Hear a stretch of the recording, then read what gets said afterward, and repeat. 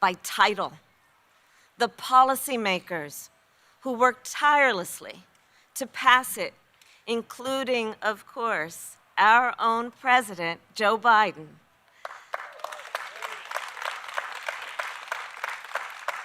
House Majority Leader, Steny Hoyer. And Congressman Tony Coelho. Thank you all. Every day, in every community, lives of the American people are better because of the work you all did. When people can ride a bus because it has a lift, when they can enter a building because it has a ramp, when they can watch a movie with closed captions, when a student with a disability goes to school instead of discrimination gets support. That is the ADA in action. The ADA gives all Americans the opportunity to fully participate in our democracy, in our economy, and in our society. The ADA gives all Americans the opportunity to determine their own future. Self-determination, which I believe the government must facilitate. That is the impact of the ADA. And after all, the promise of America. At the same time, truth must be told. The ADA was a very important beginning, but there is still so much work to be done.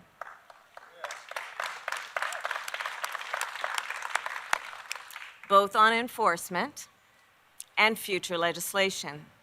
And that is why I am so heartened to see the generations of leaders who are here and remain committed to doing this work.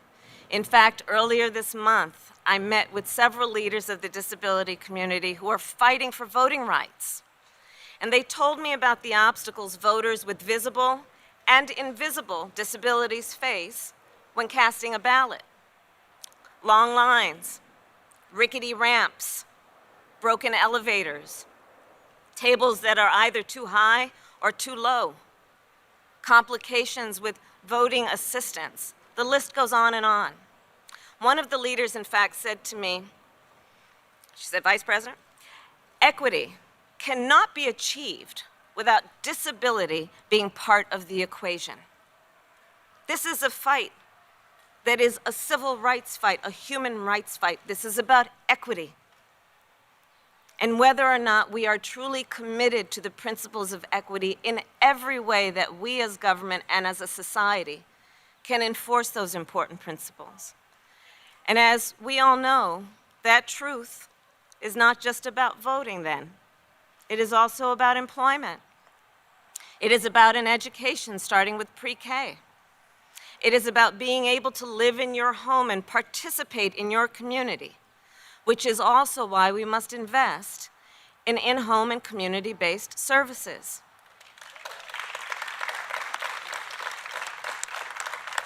So folks, here's the bottom line.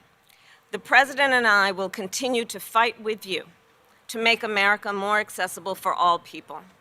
This work is urgent, and the reason we do it is obviously important, because every person in our country deserves the opportunity to dream with ambition, to have choices, to shape their own future unencumbered by any barrier, free from any obstacle. Because this, as we know, is the very definition of self-determination. And this is the United States of America. So thank you all for your courage and for your commitment.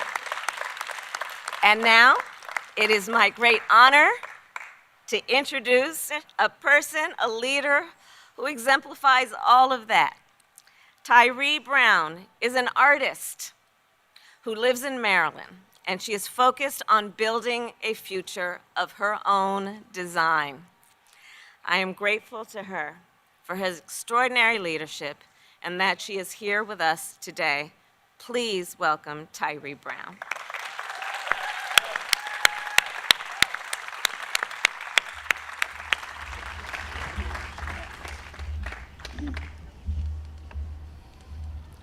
Hello, everyone. It's a pleasure to be here. All right. As it was said, my name is Tyree Brown, and I'm a 26-year-old Christian artist living in Maryland with faith in Jesus Christ. I was in a car accident that rendered me quadriplegic. Art and faith has always been a prominent part of my life, but everything changed after my injury. I could no longer walk or use my dominant right hand. I was sent to a rehabilitation center, National Rehab Hospital, then to a nursing home, back to rehab, only to go back to the nursing home where I stayed another 10 months. I was away from my home for over a year. While in the nursing home, a program called Money Follows the Person intervened, which the president supports, investing more funding in. The home and community-based waiver program that helps those who choose to be home in their communities by supplying durable medical equipment, home modifications, and home health care services, a program that is made possible by the ADA. This program made it possible for my mother, Dury Cox, hi Mom, to be my full-time aide where I receive the best care full of love and grace. I want to thank President Biden, Vice President Harris, and the Biden administration for being advocates for the disability community. With American Jobs Plan, there's a $400 billion investment in caregiving economy, okay?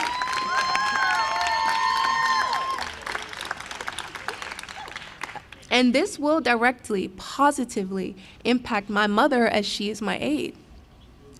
Moving forward, my goal is to be able to access affordable, accessible housing to live in on my own more independently. I've been on the waiting list for 3 years, but I hope to move my own place soon.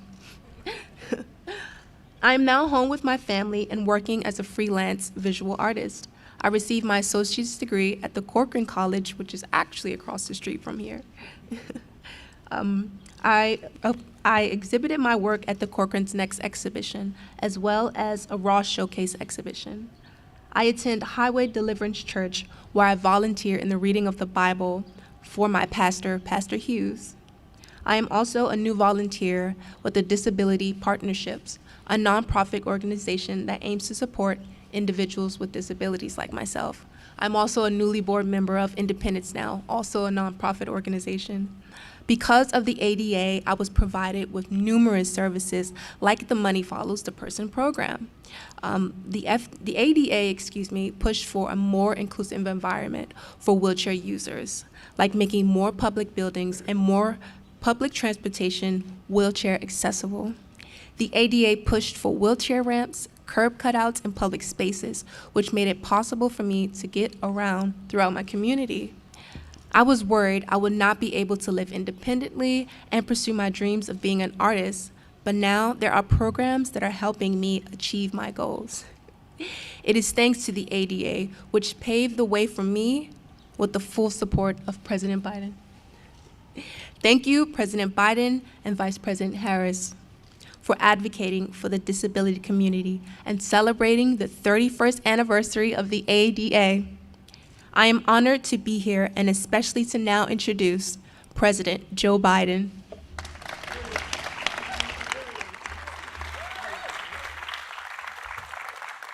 Madam Vice President, Tyree, you're an inspiration.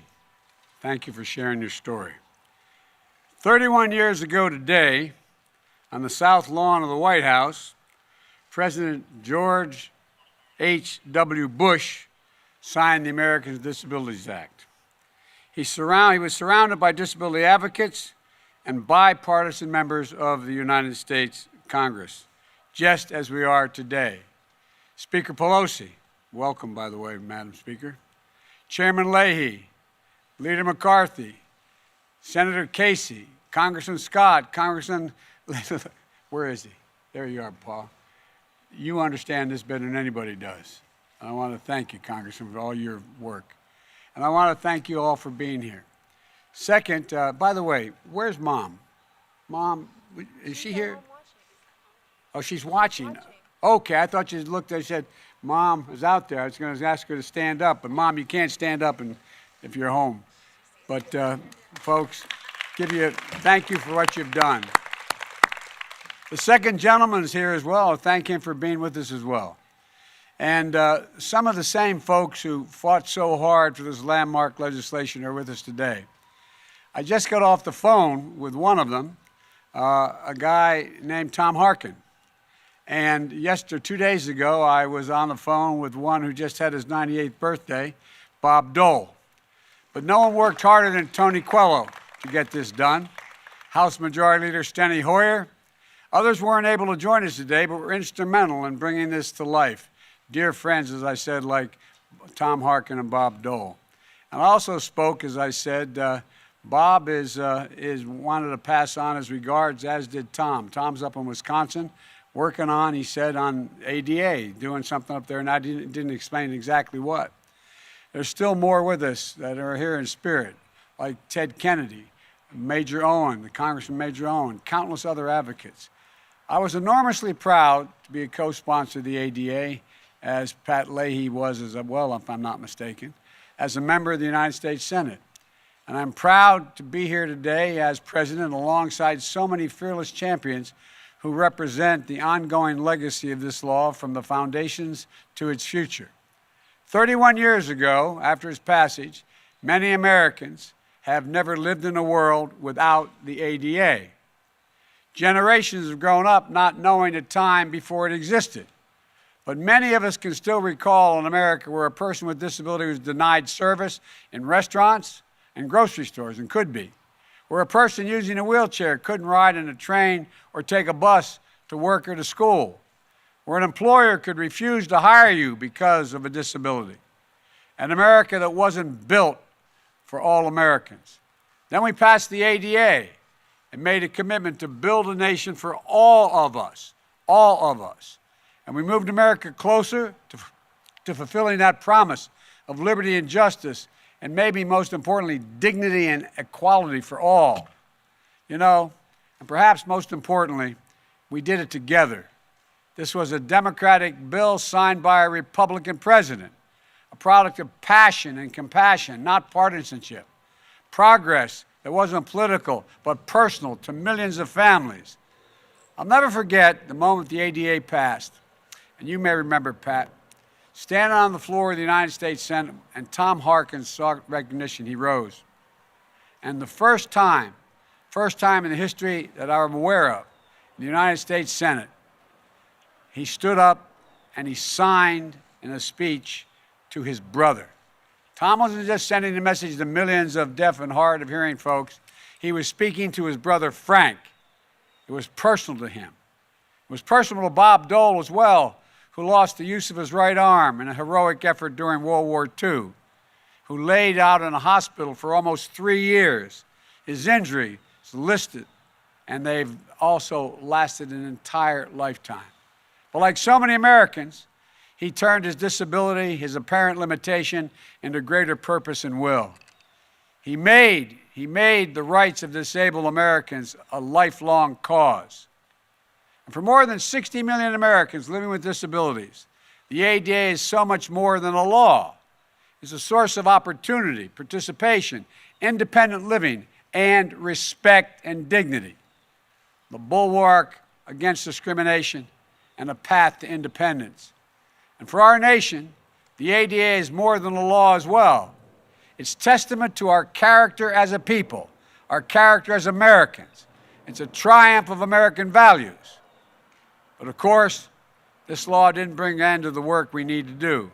Today, too many Americans still face barriers to freedom and equality. But thanks to this movement that spans all races, beliefs, backgrounds, and generations, we're once again making progress together. In my first day in office, I was proud to sign an executive order establishing a government-wide commitment to advancing equity, including people with disabilities. And I was proud to appoint the first ever White House Disability Policy Director, Kim Noxted. Where are you, Kim? Where's Kim? Thank you, Kim. And I'm ensuring that dignity and rights of disabled Americans are lifted up in every policy we pursue, from continuing to make sure that this administration looks like America, appointing people with disabilities to positions across the government. In the American Rescue Plan, we were able to include substantial support for schools that better serve students with disabilities and expanding access to vaccines for disabled Americans. As part of my Build Back Better plan, it was already mentioned, we proposed $400 billion to expand access to home and community-based care, helping people with disabilities and older adults live more independently. And I'm glad that Congress is beginning to move on the Better Care, Better Jobs Act, championed by my buddy Bobby Kasich. Bobby, thank you, which builds on that effort. This past year, the entire nation saw just how vital our caregivers are and how critical home-based care truly is for so many Americans. This legislation will help ensure that caregivers are fairly compensated for their work. In addition, I've also called on Congress to eliminate the discriminatory sub-minimum wage provisions that too often keep people with disabilities from getting good jobs with fair wages. Because of additional executive orders I've signed, we're working to remove barriers that hold back disabled Americans from exercising their sacred right to vote. And we're ensuring that the federal government is a model employer when it comes to wages, accommodations, and opportunities to advance people with disabilities. That's a firm commitment. And today, finally, I'm proud to announce a new effort, the first of its kind, to help Americans grappling with long-term effects of COVID-19 that doctors call long COVID. Many Americans who seemingly recover from the virus still face lingering challenges like breathing problems, brain fog, chronic pain, or fatigue. These conditions can sometimes rise to the level of a disability. So we're bringing agencies together to make sure Americans with long COVID who have a disability have access to the rights and resources that are due under the disability law, which includes accommodations and services in the workplace, in school, and our healthcare system, so they can live their lives in dignity and get the support they need as they continue to navigate these challenges. We've made important progress, but we still have work to do. We have to keep going to ensure that every single American has a chance to contribute their talents and thrive and succeed. And I know that today's fearless advocates, some of whom are with us today, are going to accomplish incredible things. People like Mr. Tootle. Where are you? Stand up, man. Thank you. Thank you, thank you, thank you. You know, I want to thank you for your continued efforts to build an America for everyone. And as I said, you courageous advocates who led the way 31 years ago, a long time before the foundation for progress is strong, though. It's part of the more moral bedrock of our nation and something every American should be proud of. Now it's my honor to sign the proclamation on the 31st anniversary of the ADA. I want to thank you all. May God bless you and all of you dealing with disabilities. You are an inspiration to all of us. I really mean it. You're an absolute inspiration. May God bless you all, and may God protect our troops.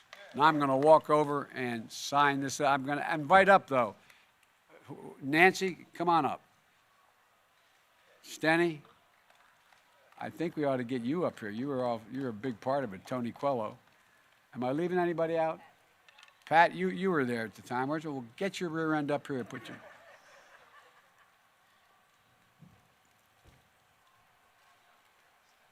The leader is taking his camera because Pat would rather use his camera than I think anything else. Yeah, come on. Tony, you get right in the back here. You were a big, gigantic part of this. Okay. Pat, come on. All right. Anniversary of the Americans with Disability Act 2021. Hey.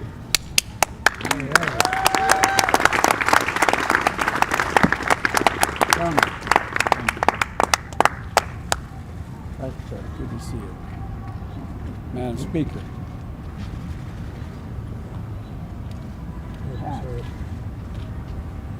What? I will, but I want to make sure I got all the. Yeah.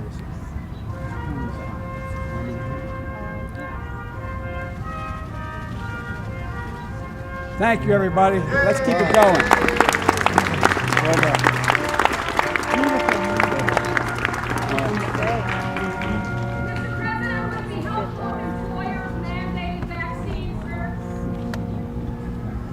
Mr. President, do you have confidence you can get the unvaccinated Americans vaccinated? We have to. How? All right, head off. Come on in.